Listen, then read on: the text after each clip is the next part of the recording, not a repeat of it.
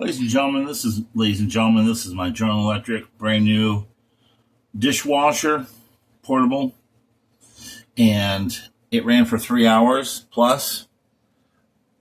And look at this; these are breadcrumbs. There was water. I made sure it didn't. The arms weren't.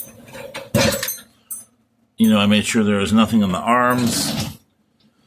It did some water at some point, but not much. For 3.5 hours, this thing ran barely.